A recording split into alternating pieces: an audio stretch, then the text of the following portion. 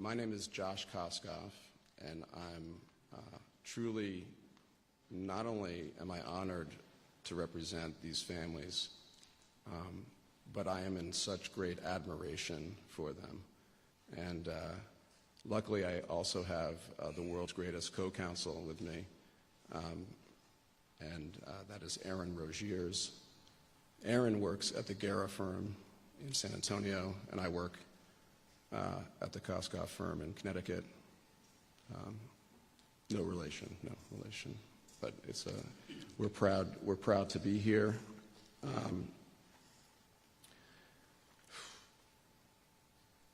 So this Friday marks the second anniversary, an anniversary of the shooting at Uvalde.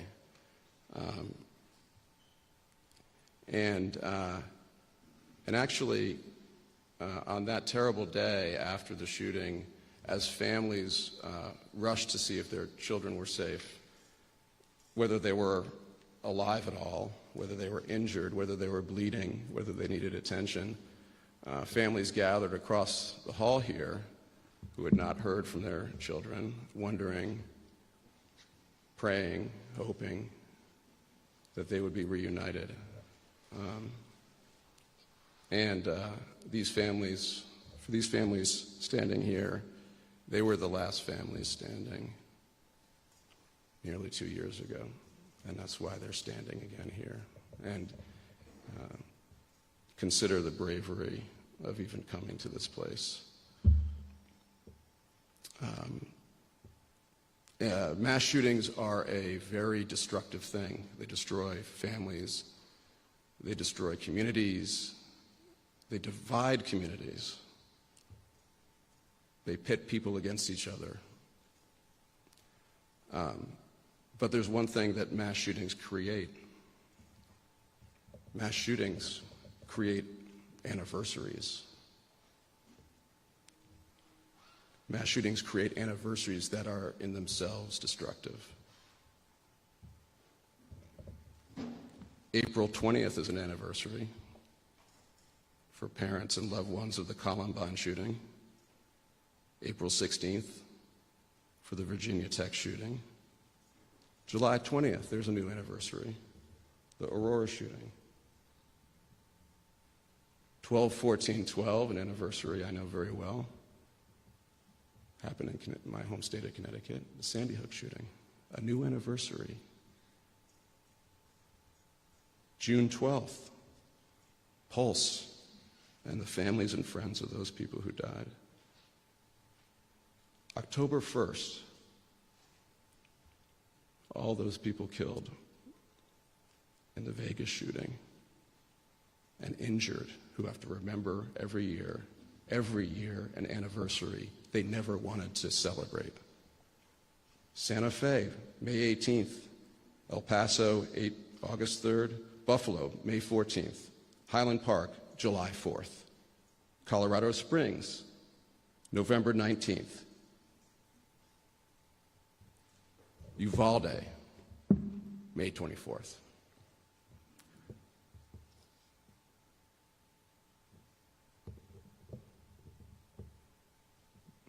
You can say a lot of things about the law enforcement response in this case, and very few of them will be good. But one thing you can't say is that they caused this shooting. You cannot say they caused this shooting. What is enabling these school shooters, or any shooter? What is happening?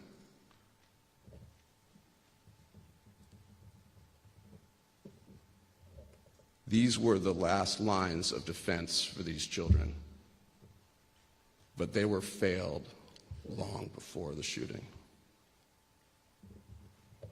They're failed. We're failing children.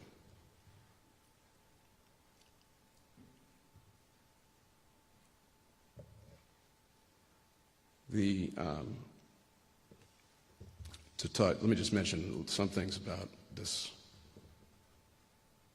the law enforcement response. It was massive, and it was fairly quick.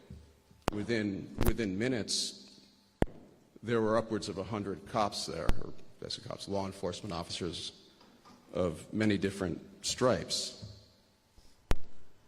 The city of Uvalde was there. The county was there. The Department of Homeland Security was there. The Border Patrol was there. The state of Texas was there. DPS was there. Marshals were there. DEA agents were there. Literally, if you can name an agency with a law enforcement, they were there. And at the end of the day, there were 376 law enforcements there. And what was this battle that they were fighting in this elementary school? It must have been a massive adversary of great numbers and great strength. But it wasn't. It was a kid. It was an adolescent. An adolescent who was a small, growing adolescent. If he weighed 140 pounds soaking wet, I'd be surprised. 376 at the end of the day to 1. 376 to 1. On paper, it should have been no contest. So what happened? But for 77 minutes, how did this kid hold back 376 heavily armed, trained law enforcement agents? Maybe it just turns out that if a kid has a military weapon, the AR-15, and you get access to it easily, maybe it's just not that simple to stop a kid like that. Of course, they didn't give themselves a chance, these 376 officers. And by the way, let's be clear. Of the 376 officers, not all of them failed to do their job, okay? And there was a collective failure here.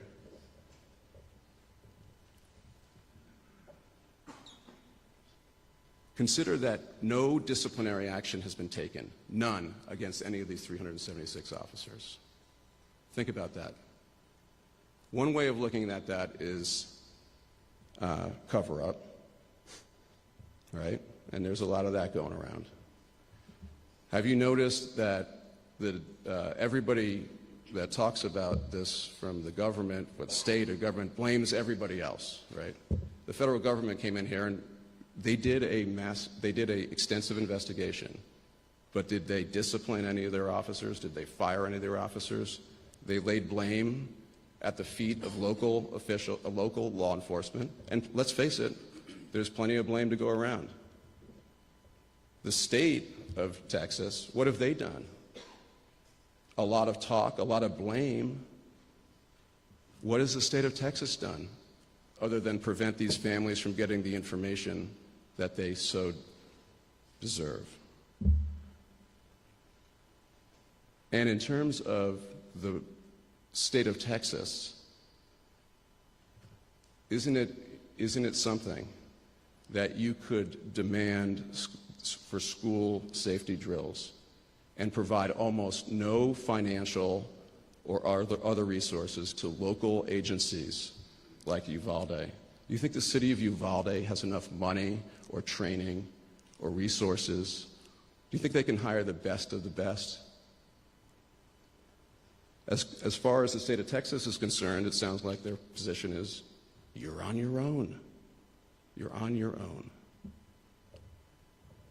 It's not like the city had nothing set up to deal with a mass shooting at a school. School shootings are so foreseeable in this country, aren't they? They had drills, they had officers who had some training, they had equipment, they just didn't have enough. The burden of protecting children in schools in this country for towns like Uvalde is overwhelming, and it's an impossible burden to meet, even in the best of circumstances. That's how grave this threat is. So how can the state provide such little help and at the same time open the gun barracks to kids like 18-year-old kids and allow them to get AR-15s at the same time? If you want it, that's fine. That's a decision that every state has to make. And at the same time, where's the burden? Where's the burden lying? I mean, you know what? This has done terrible things to this community, in addition to these families. So, until that real root cause of what's going on is addressed, until the corporate enablers are dealt with, who enable this culture and this epidemic, and until those making money off of this start to clean up their act, the best we're going to ever do is a perfectly performed law enforcement response, a Band-Aid that may importantly save lives, but is only the last failure in a long line of them for the children in this country. And it is too late for the children of these families. What do you do in the aftermath of something like this? There's no playbook for that. There's no playbook for the emotions. There's no playbook for the strain. There's no playbook for how a community deals. And that's why I think, and these families know, there have been some massive, massive problems trying to reconcile and reckon with what happened almost 2 years ago. People are in a state of shock. And the town has, with its threadbare budget, has to deal with it. And they have not dealt with it well. The city has not dealt with this well. No, in terms of the accountability, no discipline of any police officers, no demotions, no nothing. Only an absolution. Basically, the city has said, and not alone in saying this, our officers did nothing wrong. If their officers did nothing wrong, and the rest of the 376 officers did nothing wrong, then what does that say about the threat? 376 officers doing their job and unable to protect these children for 77 minutes. Maybe it just turns out that when you have good guys with guns, it's not that easy to take out a kid with an AR-15. But, I mean, because they all did their jobs. So what does that tell you about the attitude of state and federal governments and local governments? You're really on your own.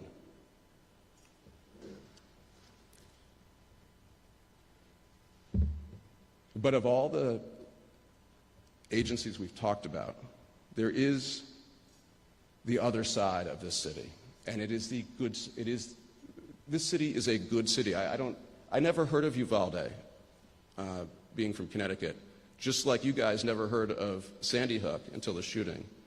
And that's, of course, mass shootings put cities and townships on the map for the rest of the country that they've never heard of. This is a great place. I can see community here, and I've seen people shake hands and say hi. Up near New York, people don't do that. They greet you in another way. But this is really a genuinely good community. And I guess it's called a city, but to me it looks like a small town. And it's been, in a way, a tale of two cities in terms of their response. If you wrapped up the part of their response, I'm talking about not the law enforcement response, I'm talking about what the city has done to hold those accountable. If you wrap that part up, yeah, it couldn't have been handled in a worse way. No transparency, no clarity, no action. And it's difficult in this city, I hear, because it's so small, to run into people in the street, police officers, who must be living with, let's be honest, these officers, many of these officers, if not all, must be living with tremendous guilt and anxiety and trauma. But I've heard it's difficult in a community like this. So that's on the one side. But let's talk about the other side, what the city has done. This city has done something, I would say, that was actually kind of remarkable in the modern era of defensiveness. They approached us, the community of Uvalde approached these families. They said, what can we do? What can we do? We don't have money. We don't have much money. We don't have money of our own. We have a light budget. We can't take care of all your needs. We can't take care of the surgeries he may need. We can't take care of the trauma, of the therapy. We can't do that. We just don't have enough money. But what else can we do? They said, we have some insurance money. You can have all the insurance money. But we don't have a lot of that either. And of course, the last thing these families would ever want to do to their community that they either grew up in and have stayed in and were born here, or they moved here because of the community, the last thing they would want to do was to inflict any financial hardship on their friends and neighbors in this community. Their friends and neighbors didn't let them down. So the opportunity to work with the city, and of course, this was one ray of sunshine in a healing process. And over the course of over a year, we have worked with city attorneys who approached us. The city has engaged a gentleman by the name of Lee Taft on a very unusual but also beautiful process called restorative justice. What is restorative justice? Restorative justice is the type of justice or remedy that does not involve money, but it involves something effectively that demonstrates compassion and respect to those that have been harmed. It's a way for a city like Uvalde to make peace, to extend an open hand, a hug to these families when they can't simply express that from money, through monetary compensation. And that's exactly what the city did, and they've worked hard at it. And we applaud their efforts, particularly those of Clarissa Rodriguez, their remarkable attorney, who has spent, seems like she has more than 24 hours a day, and that's just spent with us on this very challenging process. These families, the city asked these families to meet with this gentleman named Mr. Taft, where they expressed what they were looking for. What would make them feel good? What would make them feel heard and listened to? What would make them feel that their losses were in some way recognized in a valuable way? Valuable not in terms of dollars and cents, but in terms of gestures or efforts. That's restorative justice. And I'd also like to, by the way, commend Bo Joseph, who was also involved in this process from the TML, who was very gracious. So the restorative justice part of this resolution with the city is critically important. And you'll hear that these are some of these may strike you as very modest. And I want to say it's the thought that counts, but there was so much effort that went into this. So first of all, the families do not want to have what happened to them have happened to any other member of this community or any community in the state of Texas or any community in the country, as much as they can do anything about it. That's why they are standing here, not because they want to, but because they feel this is the right thing to do, fighting in the name of their children and for the rest of us. And so you'll hear that the restorative justice process has led to things that don't just benefit them, but even more benefit the community. Some of the policy changes that were involved in the Restorative Justice Project include the implementation of a new fitness for duty standard for Uvalde police officers to be developed in coordination with the United States Department of Justice's Office of Community-Oriented Policing Services. Another negotiated part of the restorative justice process was a commitment from the Uvalde Police Department to provide enhanced training for current and future officers. A third part of the police improvements that would be part of the restorative justice initiative between the city and the families led to an agreement to coordinate with the families concerning the public safety risk and burden on police due to the prevalence of gun violence. Listen to what I just said, the burden on police. So when you think of restorative, these families have taken steps aggrieved by police failure to do their job to relieve the burden on police due to the prevalence of gun violence. I could not be more proud of them for that. And it's just so remarkable in the midst of their grief. City of Uvalde also commits to things that are meaningful. Establishing May 24th as an annual day of remembrance. Building a memorial and funding a memorial on the plaza and coordinating with the families. Continuing to support and further supporting mental health services for the families and the survivors in the greater Uvalde community, and continuing to work with third-party entities to bring new developments for children and in Uvalde. You know, while I have the microphone, if there is anybody listening or watching that wants to help this community and provide mental health services and some of the massive amount of resources that these families in this community needs, just Google me. Also, if there's a architect or who are the people who make structure? The people who build statues. What do you call those people? Sculptors? Who would build a memorial? An architect? Or I want one of those people too. Is that right? Well, I think it should. Don't you think this should be like an audition? They should have to supply their schematics. Somebody should want to build a memorial here in Uvalde for these people. We'll take any applicants who wants to do that pro bono, because again, there's not enough money in this city. That even trying to honor mass shooting families and those affected by that in a city like Uvalde, and let's face it, most cities and townships in America, you can't do that effectively because there's not enough money.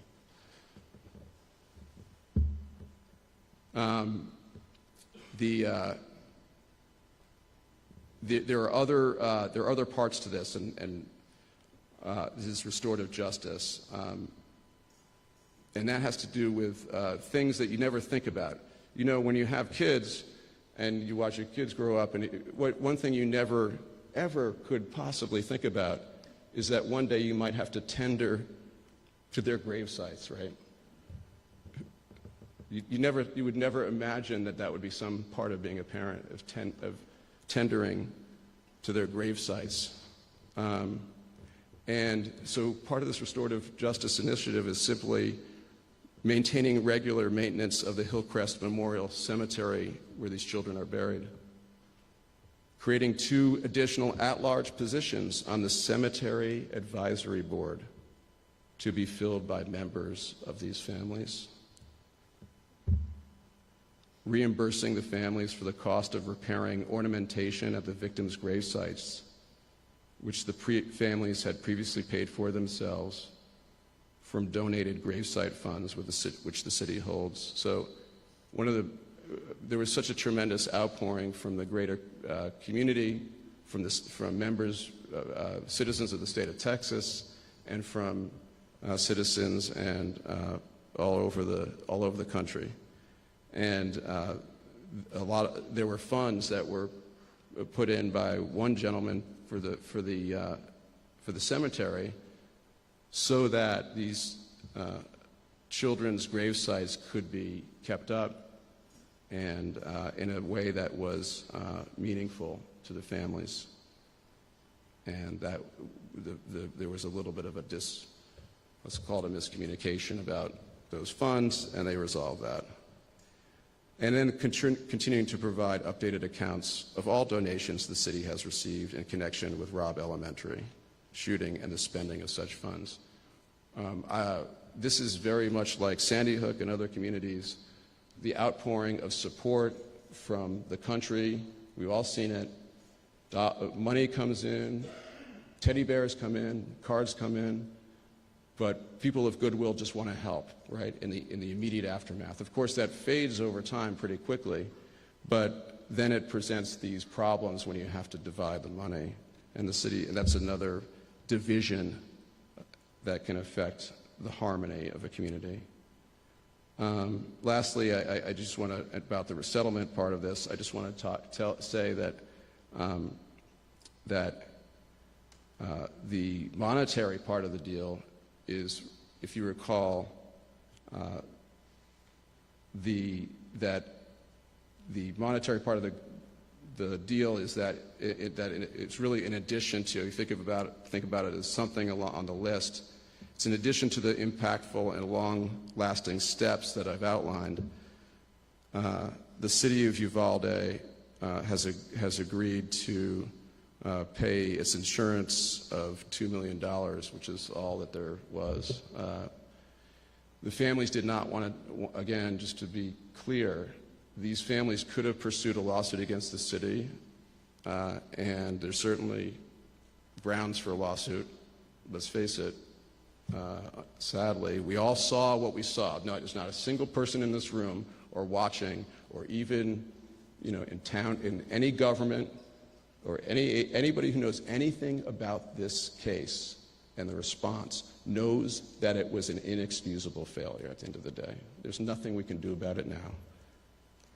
But instead of suing the city and jeopardizing the finances of anybody, families have accepted there's simply the insurance doesn't affect anybody.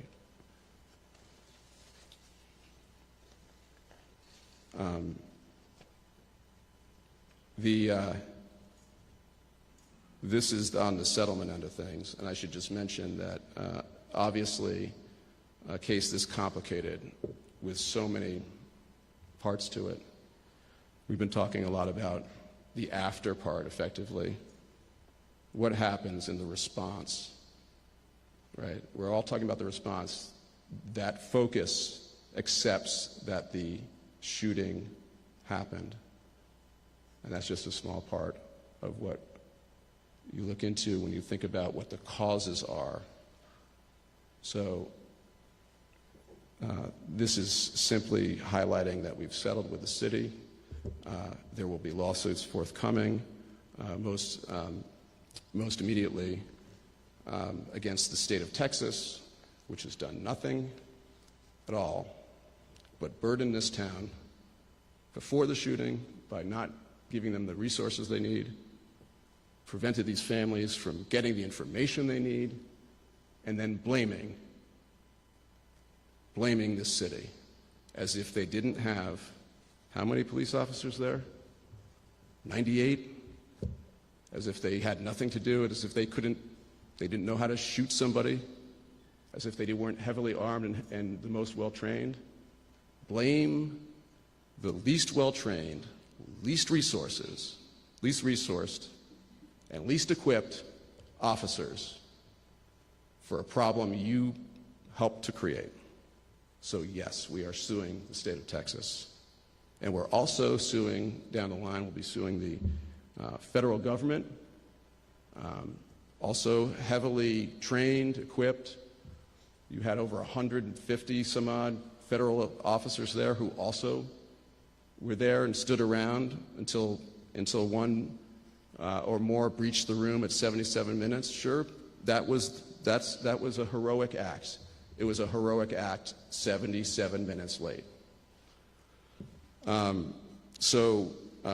this day is really a day to allow these families to heal and tell the community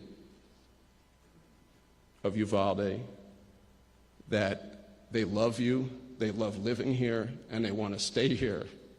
They want to stay here, and they need you.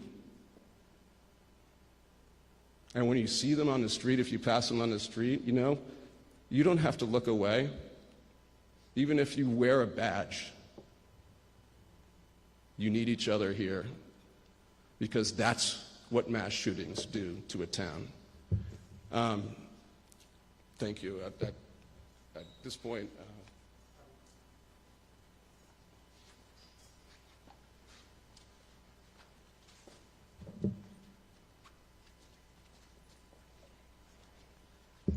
Hello.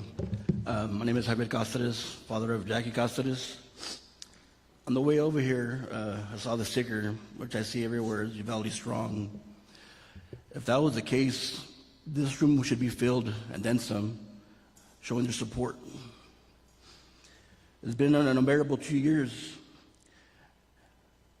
We all know who took our children's lives, but there was an obvious systemic failure out there on May 24th. The whole world saw that. No amount of money is worth our lives of our children. Justice and accountability has always been my main concern. We've been let down so many times. The time has come to do the right thing. Thank you.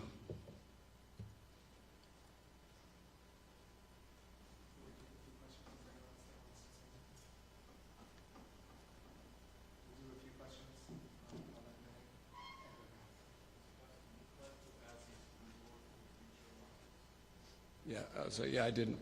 Yes, of course. Yeah, the school board will be named. You mean the UCISD? Yeah. Let's go. Sorry, down the road this way in no particular order. Can you just clarify one more time for all of us here the list of who you plan on suing next? I think you sort of mentioned a couple of them. Well, the immediate case will be the state of Texas and the UCISD. Because of quirky legal rules. We won't be naming the government until later. Sorry, I mean it's probably more. When I say state of Texas, I'm really speaking of individual officers. That's how. Did you go to law school? That's a pretty good question. That's how it's done. So it's correct. I should be saying the individuals.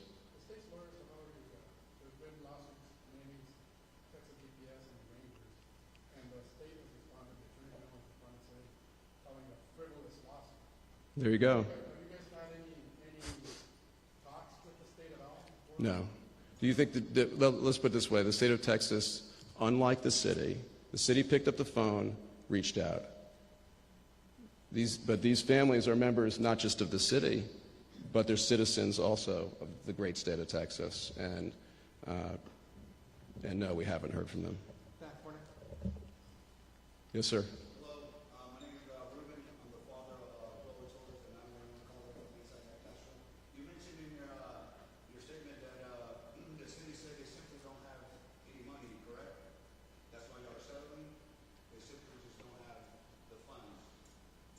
No, that's not that's not what I meant to say. I mean, the city doesn't have. Let's put it this way: is there anybody in this room who thinks that a single life would be worth $2 million? No, of course not. I mean, lives are worth are priceless. So limitations, unless you, yes, sir, there are limitations.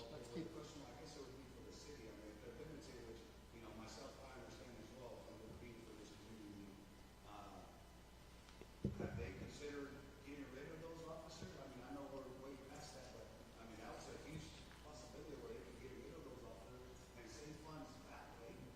You know, that would be a lot of funds that they'd be saved to retire some of those officers for the remainder of their lifetime. I think what I've heard. By the way, I'm the lawyer. I didn't lose children there, and all I can do is be an ambassador of what I've been hearing.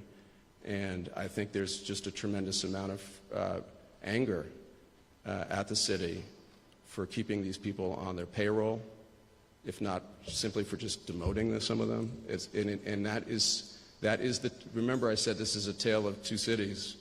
That is still something that these families find inexcusable, and that is the real accountability that is still being lost on this process. In this one here, This is mentioned as the DOJ report played a big role in being able to push forward this settlement that was in place. Was that the catalyst for getting the talks finally settled, or was there already building enough kind of a The question is whether the DOJ, effectively, whether the DOJ played a significant role or any role in these talks. And no, our process, the process that the city brought to us, was underway well before then. In fact, and the DOJ report, although one could criticize, like me, the fact that they spent 500 and some odd pages and really came up with just a list of things that a city could do better to respond, and not a single page on why the shooting happened in the first place. It did help to understand the process better. They spent millions of dollars on that investigation.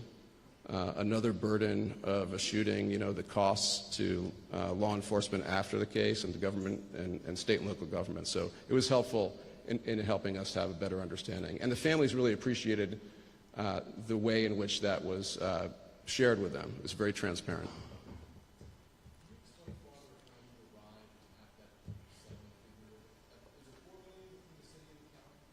Well, the county settlement is we're still being worked on some of the details, but it's simply a matter of limitations of insurance and the families, again, not wanting to take money from the city more beyond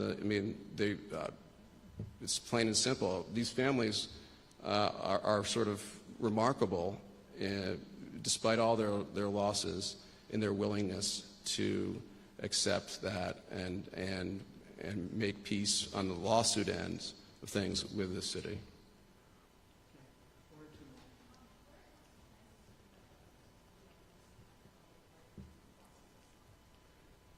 Congress has planned?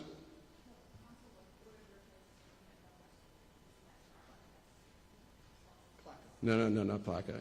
Are you talking about qualified immunity? Which there's a lot of immunities. So I think you're talking about the immunity that protects governments from being sued from conduct by law enforcement, the qualified immunity, because there's also immunities that try to protect gun companies and other immunities, but qualified immunity it's just a detail that is going to be fought out in court, and we feel strongly we can beat it. Qualified immunity is an exceptionally strong immunity. So in other words, law enforcement is protected even from some very bad misconduct at times. But we think that this situation where kids, after all, are required to lock down in their classrooms, their freedom is constrained. So in this situation, we feel like qualified immunity is not applicable. Sir, I know you talked about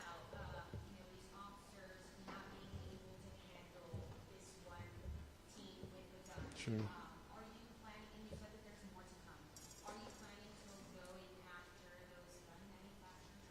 Are you planning to going after those, I guess, who will make those weapons? Yeah, I can't comment on what's happening after today.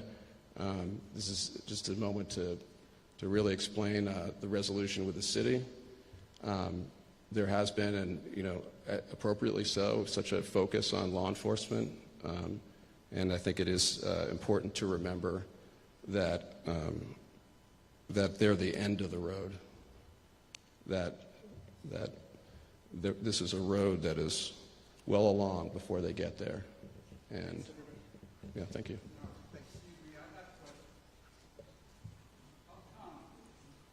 If the sheriff's department has never been mentioned through any of this, he was only 3 minutes away from the shooting, and he didn't even arrive to 20 minutes after, but nobody's going after him.